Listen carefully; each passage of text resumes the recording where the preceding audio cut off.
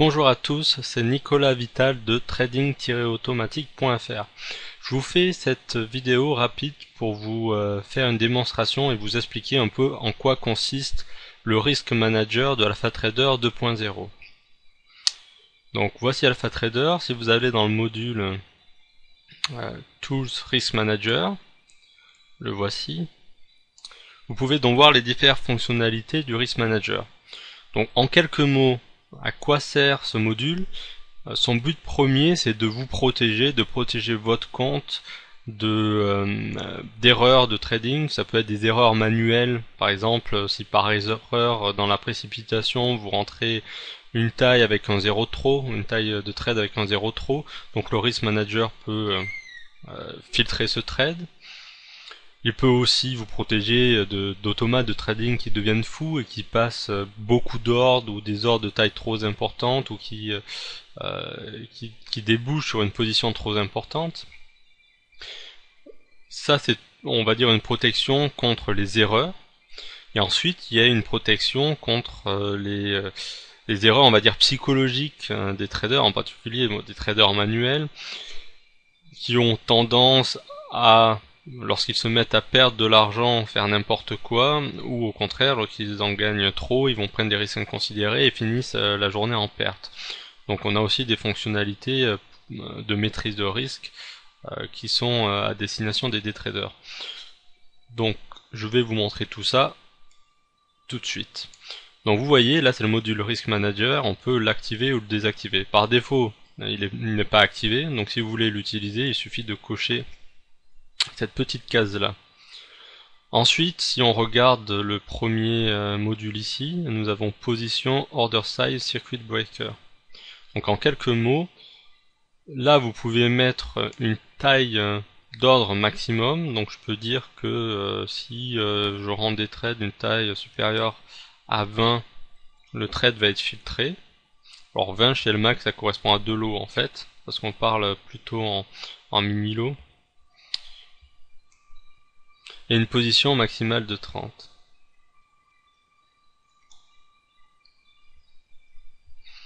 Donc voyons voir tout de suite qu'est-ce qu'il se passe. Donc maintenant je vais ouvrir un scalper de trade. Disons que je souhaite ouvrir un ordre de trade 1, donc c'est pas un problème, je fais un buy order. Vous voyez tout de suite un trade avec une position de 1, donc pas de souci. Donc je peux faire un sell. Et là aussi, il n'y a pas de souci. Maintenant, si je me trompe, mon doigt glisse, j'appuie sur 100, j'envoie un ordre. Cet ordre, vous voyez, il n'est pas pris. Si on regarde dans les logs,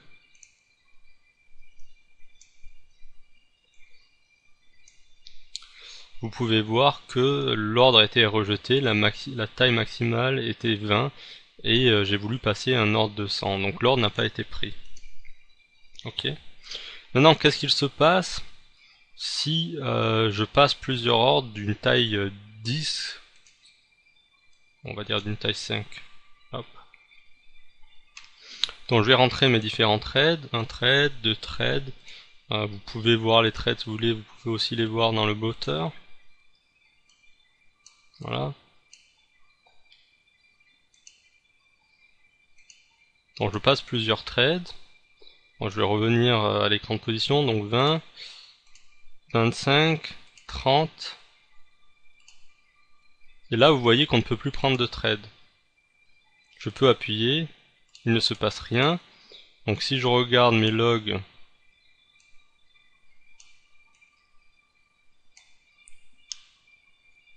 je vois d'abord que j'avais une position rejected, maximum position 30. Et je voulais passer à 35, donc ça a été annulé. Et ensuite, ce qui s'est passé, c'est qu'on a désactivé le trading. Donc maintenant, je ne peux plus trader.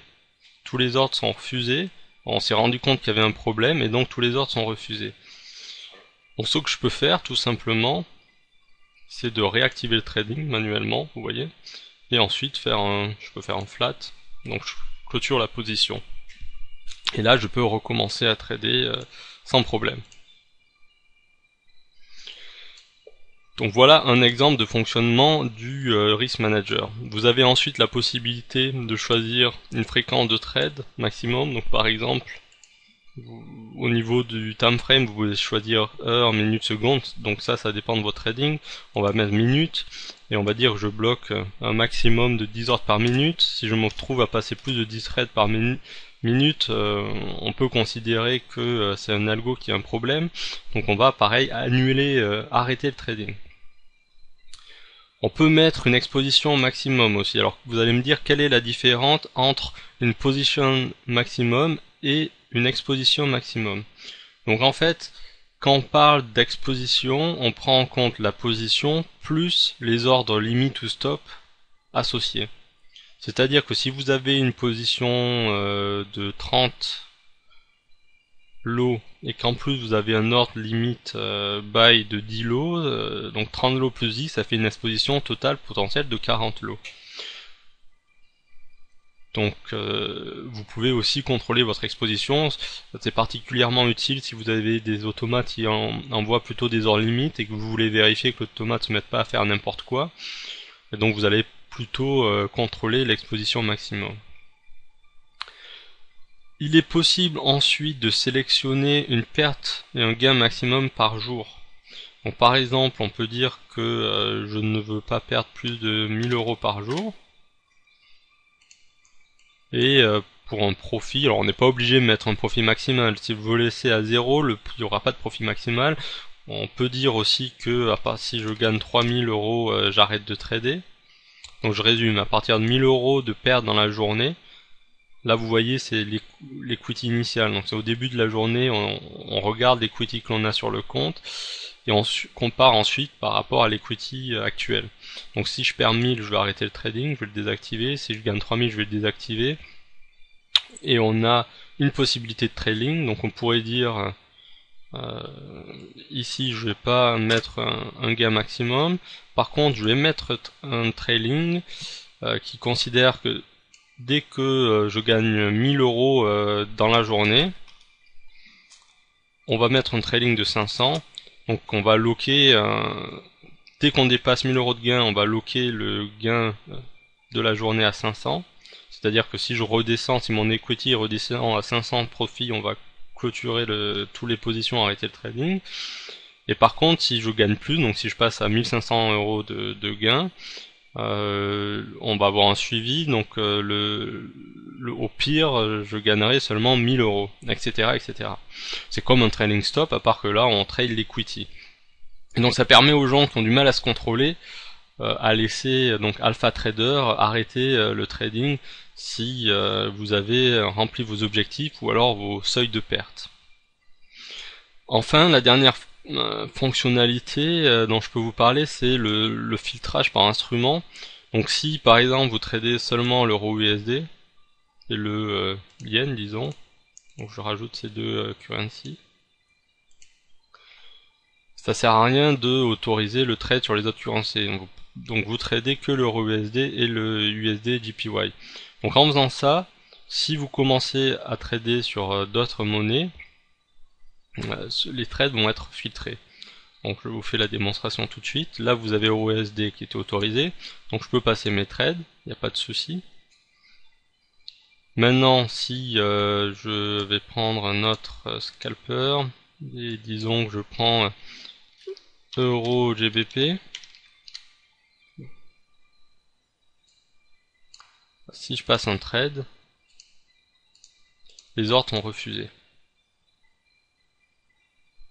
Donc si vous voulez savoir la raison, vous pouvez aller voir dans les logs. Alors tiens, à propos des logs, il y a un aspect assez intéressant.